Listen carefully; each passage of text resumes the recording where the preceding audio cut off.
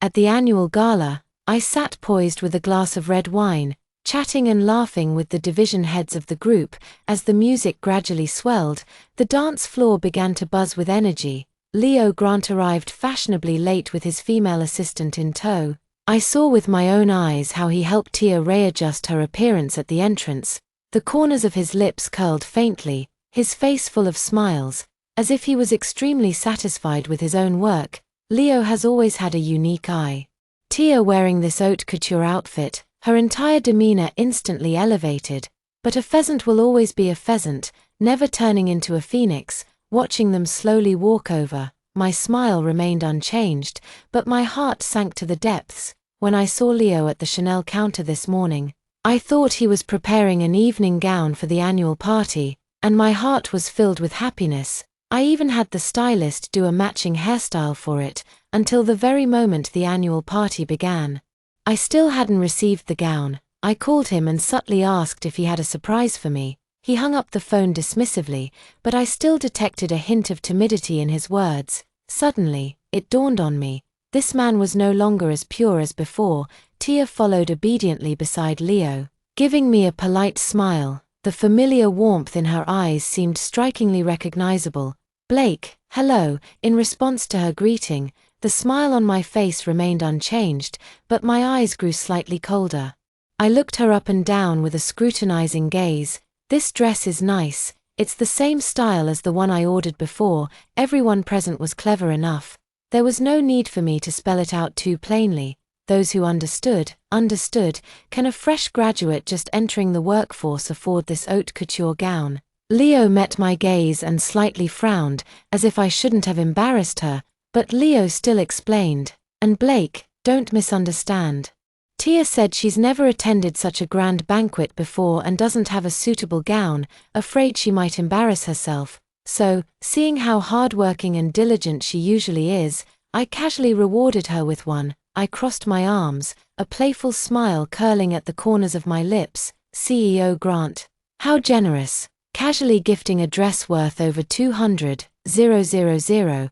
I gave my assistant a meaningful look, and the next second, 20 sales assistants marched grandly into the hall, each holding a haute couture gown. Stopping right in front of Leo, Leo looked at me in confusion. "Time to pay up." I lifted my chin and nodded.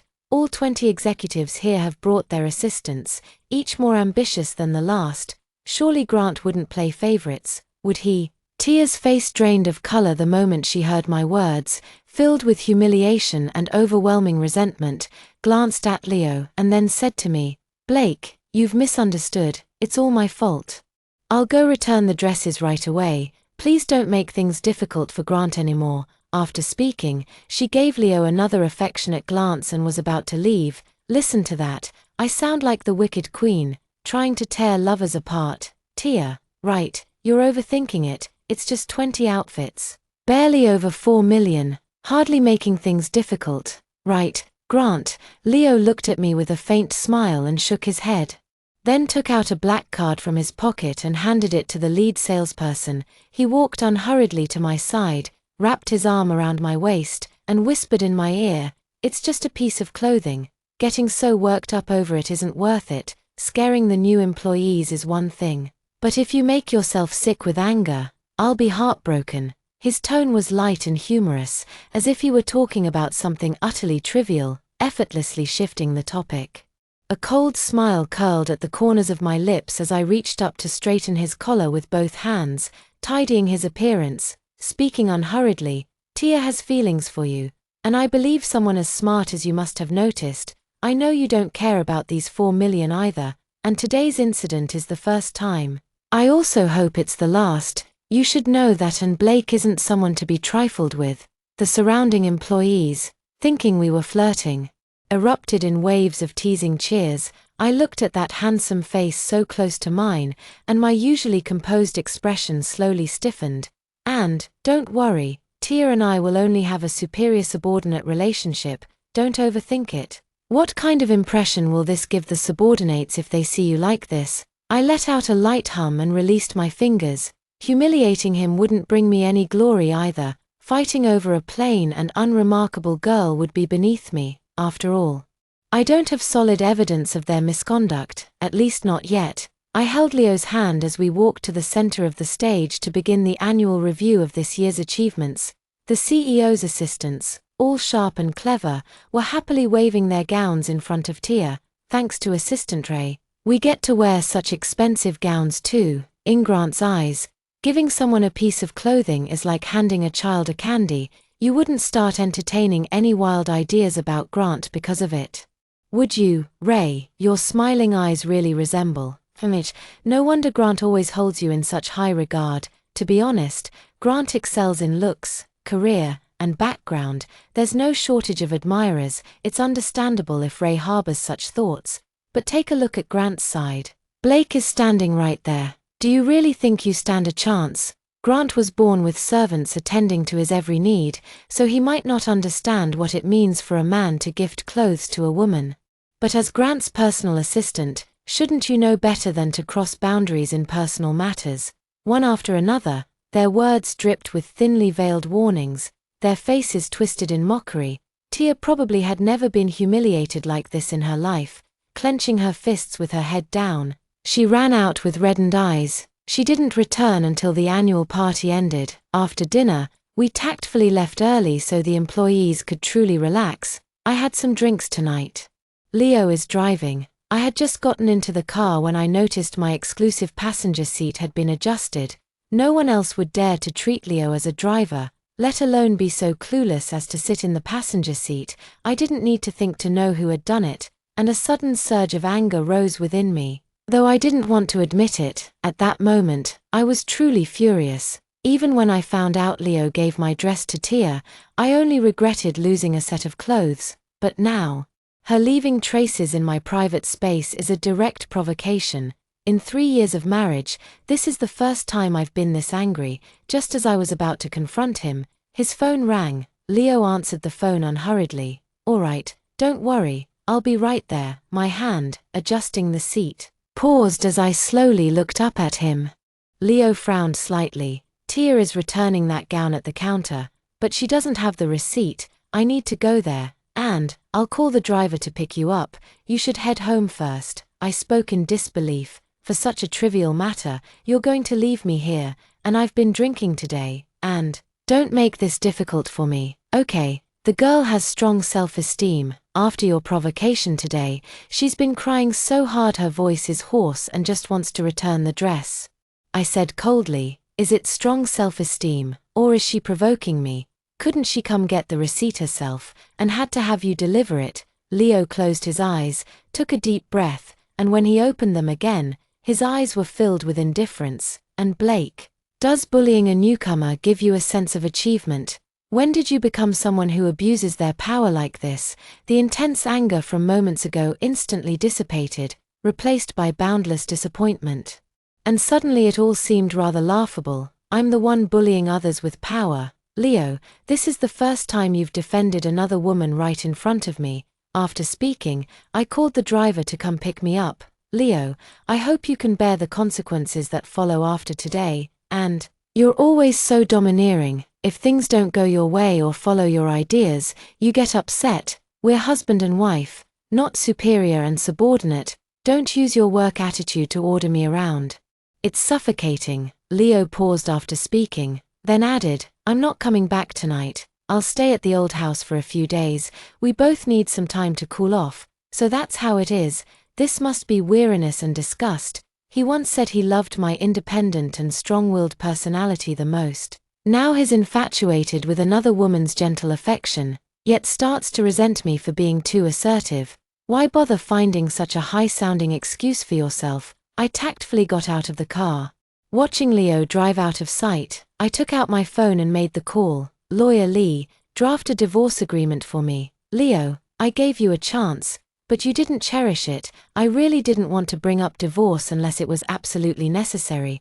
Blake Grant, our families have been close friends for generations, and Leo and I grew up together as childhood sweethearts. Leo went abroad for studies after high school, and we lost contact for about 5 or 6 years. We met again at a family banquet. He had become more mature and composed, handling the questions from the elders with ease.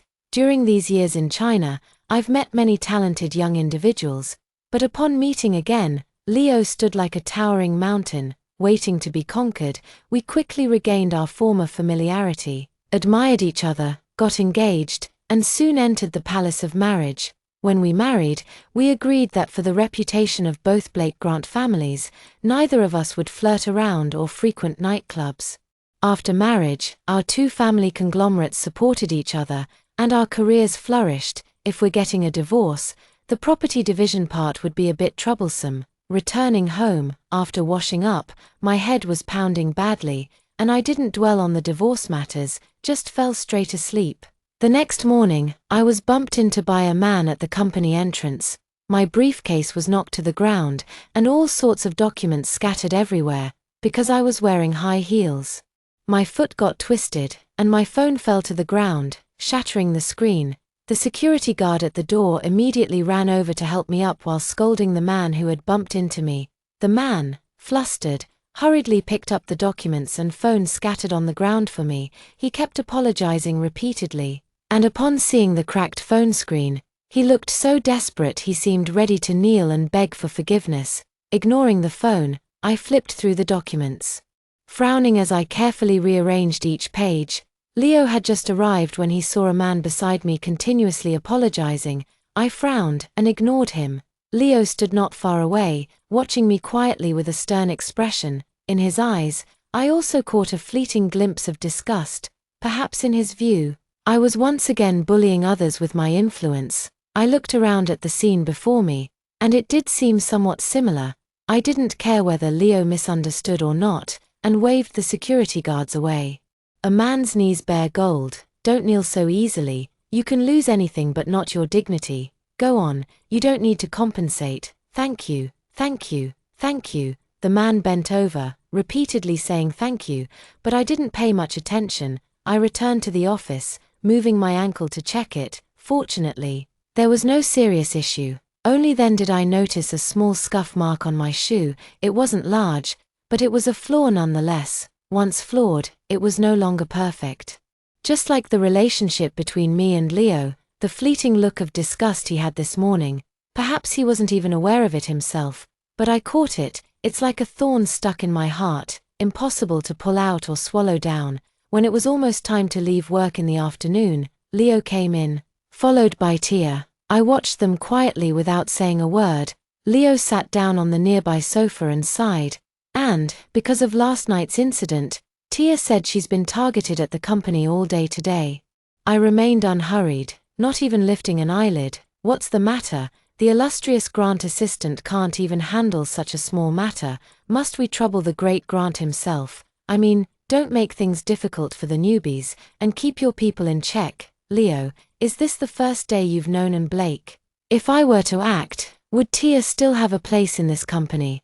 Besides, if I'm unhappy with someone, I'd deal with them directly. Why bother with roundabout methods, Leo? Now whatever Tia says, you just believe it, right? Leo became somewhat flustered and irritated by my questioning tone. Anyway, keep your people in check. Ha! I was practically Leo's anger into laughter, staring coldly at Leo and said icily, Leo, are you blind? Leo was somewhat angered by my words and remained silent for a long time. The usually quiet Tia had reddened eyes as if about to cry, suddenly speaking up. It's not Grant's fault, Blake, I'm sorry. It's my first time receiving such an expensive gift, so I got a bit carried away and offended you. I apologize to you, but it really has nothing to do with Grant. Please don't speak of him like that. I was taken aback by Tia's hypocritical words and laughed. Leo, you've hired quite the assistant. She defends you more than anyone. So this is the kind of feeling you like. Leo was stung by Tia's tears. The first time you lost your temper at me, demanding that I apologize to Tia, who am I, and Blake? I'd argue even when I'm in the wrong, let alone when I'm in the right. Asking me to apologize to Tia, that'll happen when the sun rises in the west. That day, Leo and I parted on bad terms. The next day, Leo took Tia on a business trip. After shopping with my best friend, we found a bar to drink and talked about recent events. My best friend said I live too consciously, drink today's wine while it's morning, and should be more carefree like her. I can stick to my principles, so why can't Leo do the same? In the end, it's just that the love is gone. What doesn't belong to me, I no longer care for. I can't understand Leo's thinking. He doesn't want the real thing, but insists on finding a substitute. Does he love you or not? I scoffed. Maybe the substitute is more gentle and considerate, like a comforting presence. Are you really getting a divorce? Her best friend asked with disbelief. Absolutely. The divorce agreement is already drafted. He'll be back from his business trip just in time for the monthly family dinner. That's when I'll bring it up in front of everyone. Divorcing Leo is no small matter. Our two family corporations are deeply intertwined, so I must secure a safe exit. Meanwhile, during these days, Tia hasn't been idle either, updating multiple posts on her social media every day, had breakfast with Leo and also worked overtime together. Leo took her to experience many couple activities, like skydiving, scuba diving. When the assistant handed me her phone to look at, their face was full of caution. I expressionlessly scrolled through Tia's entire social media feed. Leo default Tia, if you're going to disgust me in this way, then don't blame me for not holding back. That day, I received a document. Upon opening it, there was a USB drive and several photos. The photos showed Leo sleeping in bed, Tia lying in his arms, Leo's bare upper body. The hickeys on his chest were particularly glaring. The person hasn't returned, but the scandalous photos have arrived first. My straight back slowly slumped. My heart clenched tightly, the pain sharp and intense. With trembling hands, I picked up the USB drive and inserted it into the computer. At dusk, on the hotel balcony, Leo held Tia's face. The two gazed deeply into each other's eyes for a moment before embracing and kissing. I snapped my laptop shut with a sharp click. Who sent it? Not sure. It was delivered by courier, received at the front desk. I let out a heavy sigh, carefully placed the photos and USB drive into a folder, and tucked it away in the drawer. Let's keep this matter quiet for now. Go find out who sent the package. No need to think, it must be Tia, that green tea bitch, desperate to climb the ladder. Leo, you've really messed up this time. On the third day, Leo returned to the company and made an example by firing the two people who had mocked Tia the most. Leo openly defending Tia like this doesn't surprise me at all. After all, they're people who share the same bed now. Of course he'd give her some benefits upon returning. What surprised me was that Leo actually brought Tia to our family dinner. Tia brought many gifts for mother-in-law, all high-quality items. No need to guess who paid for them. It was definitely Leo. After seeing that I had arrived, my mother-in-law went to the study to call my father-in-law and Leo downstairs. As it was time for dinner, Leo glanced at me when he came downstairs, then guiltily averted his gaze. Tia followed closely behind Leo, and after watching Leo sit down, she confidently took the seat beside him. Leo looked at Tia for a moment, paused in surprise, but ultimately didn't object. Tia saw that Leo didn't object, so she grew bolder and started provoking me. Blake, come sit down quickly, or the whole room will be waiting for you. Tia noticed Leo didn't speak up to stop her, and her smug expression became increasingly obvious. How should I put it? We're not even divorced yet. And you, Leo, have the audacity to bring your mistress home, take my place, and let her openly provoke me. Isn't this a slap in my face? Seeing the awkward situation, my mother-in-law quickly came over to pull me aside. She patted the spot beside her and said kindly, "And, come sit with me. I asked Aunt Jong to make your favorite braised prawns today. You must eat more." I watched as my mother-in-law was doing her best to ease the tension, and a pang of bitterness welled up in my heart. But swallowing my pride isn't Ian Blake's style. I held my mother-in-law's hand and apologized. "Mom, I won't be staying for the family dinner today.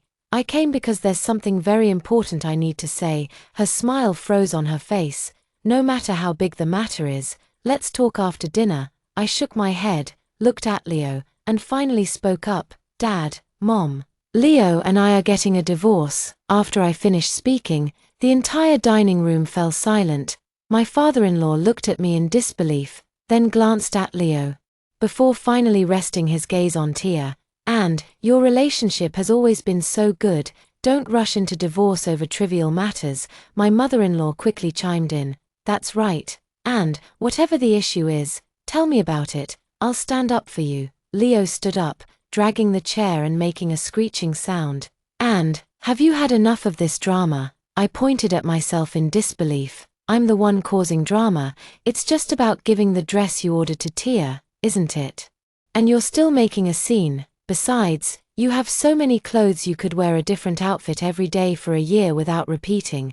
Now you want a divorce over one dress. My father-in-law suddenly slammed the table. Shut up. Then he said softly to me, and, you tell us, Leo. I was going to save your face in front of our parents, but since you don't want it, don't blame me for being impolite. I threw the document folder onto the table. Leo grabbed it immediately, opened the folder, and the photos spilled out. Leo looked at the photo, his face instantly turning ashen.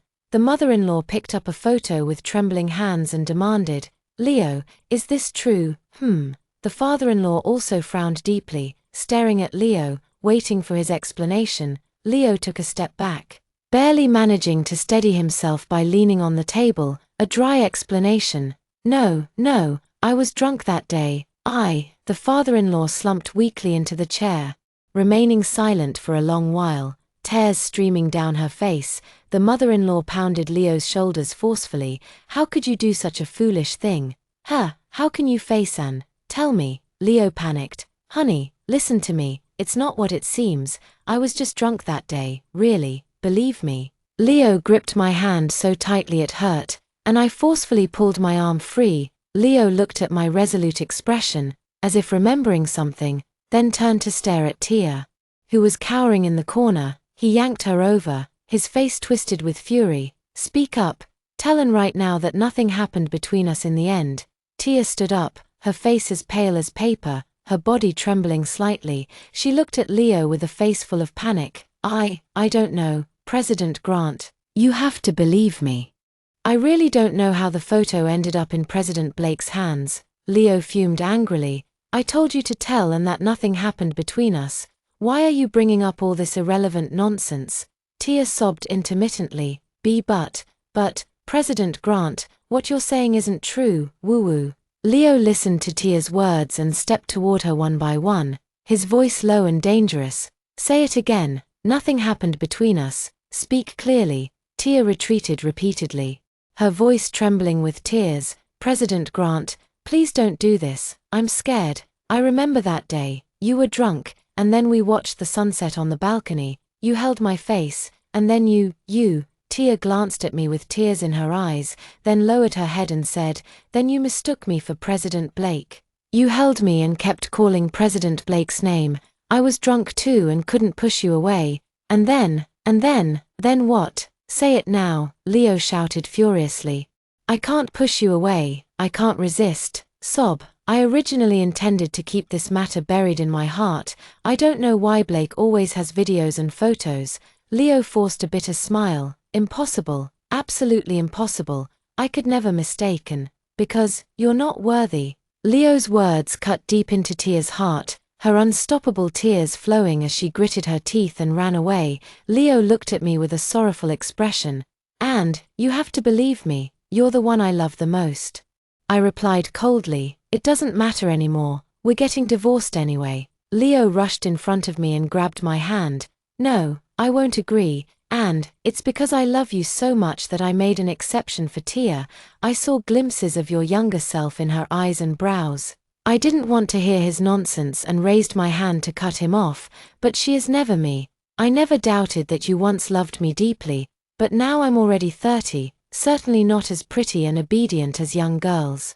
My personality is too strong, and I'm not as gentle and considerate as others. I didn't say a word. Leo's expression grew colder with each passing moment. He looked into my eyes, seeing my unwavering determination without a trace of hesitation.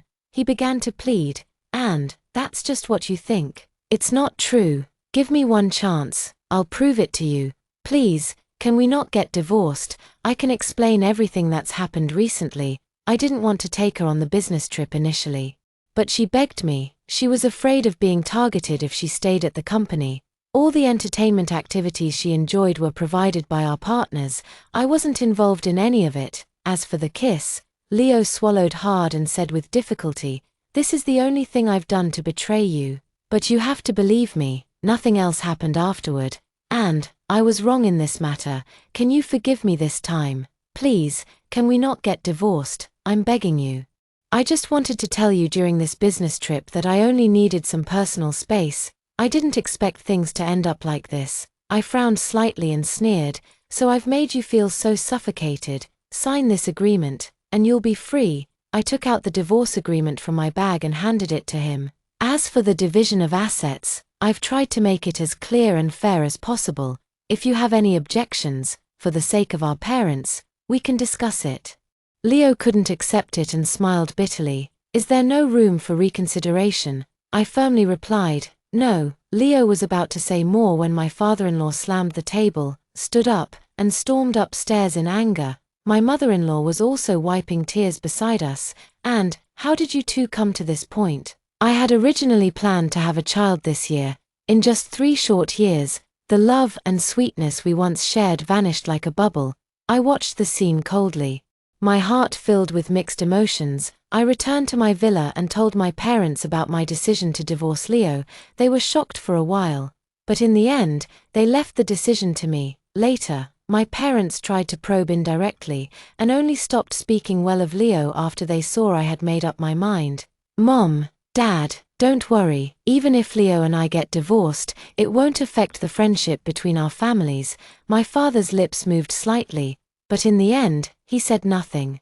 I don't know if teaching you to be so independent is really a good thing or not. Leo has been dragging his feet and refusing to sign the divorce agreement. I need to go abroad for business for a while.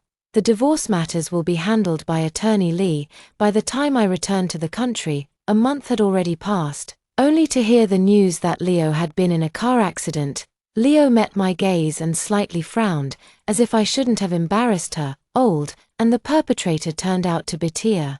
It turned out that ever since that family dinner, Leo had been seeking revenge on her, and in desperation, she planned to kidnap Leo. I only found out later when my dad told me. Tia never actually liked Leo because Tia's father had borrowed from loan sharks and couldn't repay the debt, which led to the scheme of seducing Leo. In the end, Leo didn't take the bait. Instead, because she caused my divorce, she faced Leo's revenge, living every day as a social outcast. The original plan was to kidnap Leo and extort money to flee far away, but it ended in a car accident. Tia was sentenced to 30 years in prison. The next day, I carried a bouquet of flowers and came to the hospital. I knocked on the hospital room door, and from inside came Leo's suppressed voice, "Get out. Don't bother me, Leo, it's me." In the end, the door never opened. After a while, the nurse brought me a document, a signed divorce agreement. Then I went with his client to get the divorce certificate. A few days later, while eating, I felt nauseous and wanted to vomit. I went to the hospital for a checkup and found out I was pregnant, 8 weeks along. My period hadn't come, and I thought it was due to being abroad and not adjusting to the environment. I never expected this. I touched my belly, unsure whether I should keep this child. I went home and told my parents about the pregnancy. My parents were overjoyed at the prospect of becoming grandparents. Seeing my silence, my parents cautiously asked, "And, do you not want it?" I smiled slightly and said, "I didn't originally want it, but seeing how happy you all are, I didn't want to spoil your mood." Hearing me say this, my parents visibly relaxed. Exactly, the child is innocent. Besides, this is our Blake family's child. It's not like we can't afford to raise them, right? After speaking, Dad cautiously glanced at me. I watched their cautious expressions, smiled, and said loudly, "Congratulations, you're going to be grandparents." Thank you for watching today's story. If you enjoyed this video, please give it a thumbs up and share it with your friends. We'd love to hear your thoughts in the comments below, so feel free to share your opinions. And don't forget to subscribe to our channel for more great stories. We'll see you in the next video.